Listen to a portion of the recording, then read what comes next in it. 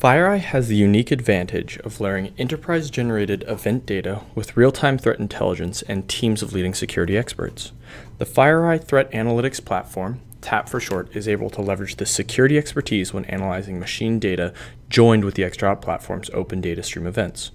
In this demo, we'll walk through how you can monitor a full threat lifecycle from initial compromise to the final data exfiltration. A malicious actor from a known bad domain or IP sends a phishing email to a target user with a malicious attachment.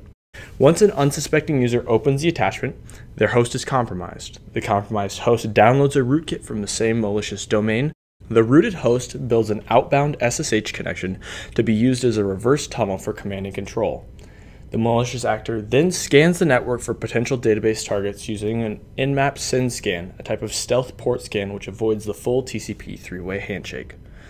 Once an unsecured internal database is found, the actor tries common username password combinations to identify possible points of access. With successful credentials, the malicious user queries the database for sensitive data and then uploads the sensitive information to a hosted FTP server. FireEye compares every event against its threat indicators, including the ExtraHop ODS HTTP transactions. On the dashboard screen, we can see we've hit a known rootkit fingerprint, which has triggered an alert.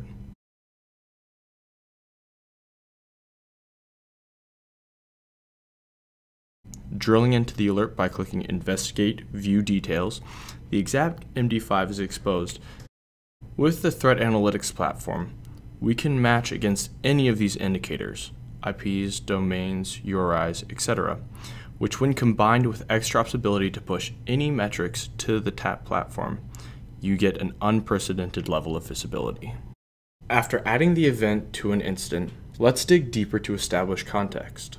In this case, we'll look for events involving the web server IP, but not limiting ourselves to the server field. This leads to 3 identified events.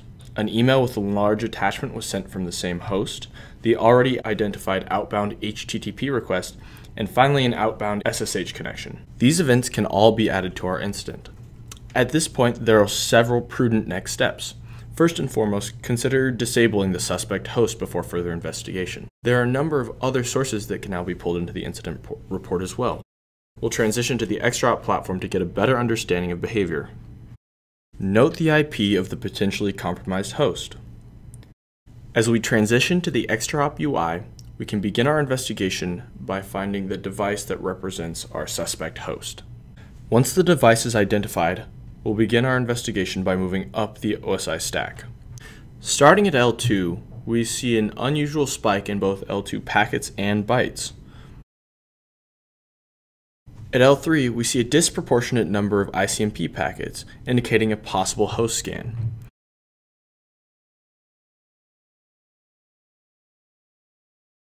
A large portion of the subnet is included in the peer device list, with the total number of packets and bytes sent to each host being incredibly small, under 1 kilobyte, with less than 20 packets sent and received to each host. Transitioning to L4, nothing looks out of the ordinary on the overview dashboard, but ExtraHop breaks out exotic TCP details. Drilling in, we see a number of TCP sends sent without corresponding connections established. We want to be sure this isn't historic behavior, so we turn to the Metrics Explorer where we can chart TCP sends sent and connections established over time. Notice that there is a sharp increase after host rooting, which is indicative of an in-map TCP send scan. This could be verified in an IDS. However, there are stealth send scan options, think paranoid timing and nmap, which can evade programmatic scan detection. Because of ExtraHop's pervasive monitoring with historical lookback, these low-intensity scans would still show up as systematic packets to all hosts on the subnet. Next, let's look at Layer 7 for a granular cross-tier view of behavior. We can verify the SSH and HTTP connections identified in the TAP platform and see the same malicious IP address. Next, let's investigate the large traffic spike.